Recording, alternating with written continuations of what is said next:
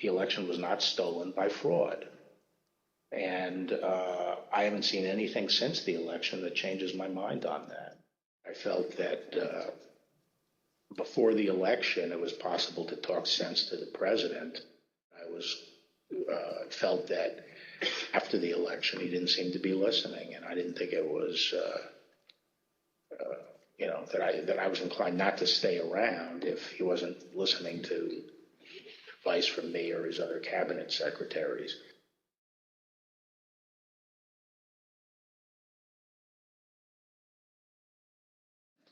The president said there had been major fraud, and that as soon as the facts were out, the results of the election would be reversed.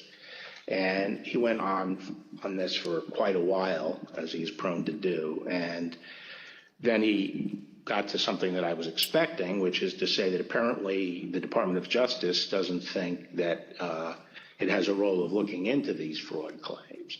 So I said, that has to be the campaign that raises that with the state. The department doesn't take side in elections, and the department is not an extension of your legal team. And our role is to investigate fraud, and we'll look at something if it's specific, credible, and could have affected the outcome of the election. And we're doing that, and it's just not. They're just not meritorious. They're not panning out. And as I walked out of the Oval Office, Jared was there with Dan Scavino, who ran the president's social media, and who I thought was a reasonable guy and believe is a reasonable guy.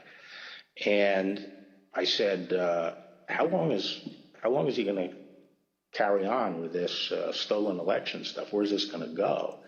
And by that time, Meadows had caught up with me, and leaving the office, and caught up with me and said that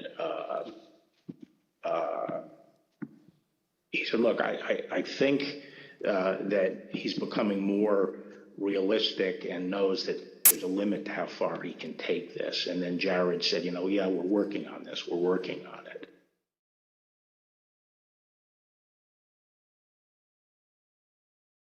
The department, in fact, when we received specific and credible allegations of fraud, made an effort to look into these to satisfy ourselves that they were without merit.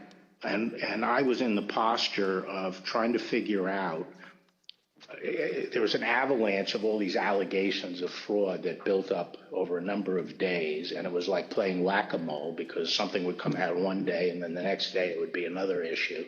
Also, I was influenced by the fact that all the early claims that I understood were completely bogus and silly and usually based on complete misinformation. And so I didn't consider the quality of claims right out of the box to give me any feeling that there was really substance here. My opinion then and my opinion now is that the election was not stolen by fraud. And I haven't seen anything since the election that changes my mind on that, including the 2000 Mules movie. Well, maybe you can assess that 2000 Mules, and people are talking about that. Well, I mean, just in a nutshell, I just think the GBI was unimpressed with it, and I was similarly unimpressed with it because I think I was holding my fire on that to see what the photographic evidence was, because I thought, well, hell, if they have a lot of photographs of the same person dumping a lot of ballots in different boxes, that's hard to explain. So I wanted to see what the photographic evidence was, but the cell phone data is singularly unimpressive. I mean, basically, if you take 2 million cell phones and figure out where they are physically in a big city like Atlanta or wherever, just by definition, you're going to find many hundreds of them have passed by and spent time in the vicinity of these boxes.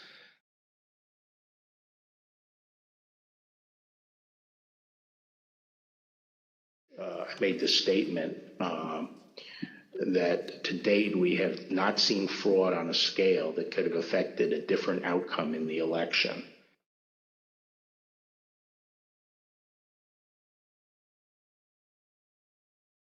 president said, well, this is, killing me. You didn't have to say this. You must have said this because you hate Trump. You hate Trump. And then he raised the big vote dump, as he called it, in Detroit.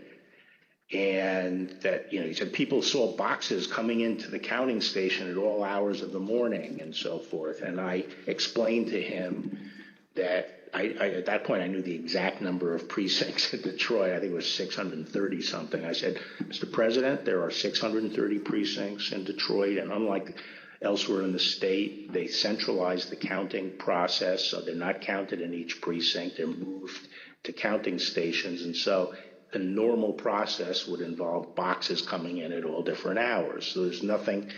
And I said, did anyone point out to you, did all the people complaining about it point out to you, you actually did better in Detroit than you did last time? I mean, there's no indication of fraud in Detroit.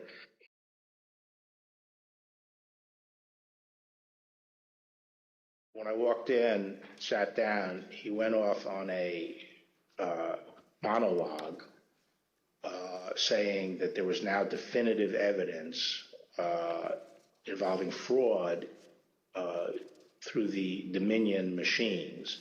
And a report had been prepared by a very reputable cybersecurity firm, which he identified as Allied Security Operations Group. And he held up the report, and then he asked that a copy of it be made for me.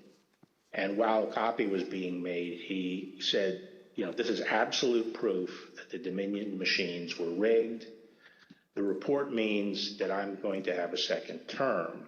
And then he gave me a copy of the report. And as he talked more and more about it, I sat there flipping through the report and looking through it. And to be frank, it looked very amateurish to me. Didn't have the credentials of the people involved, but I didn't see any real qualifications.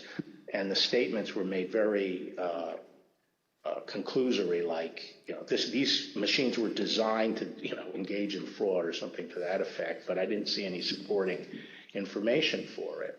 And I was somewhat demoralized because I thought, boy, if he really believes this stuff, he has, lost contact with he's become detached from reality.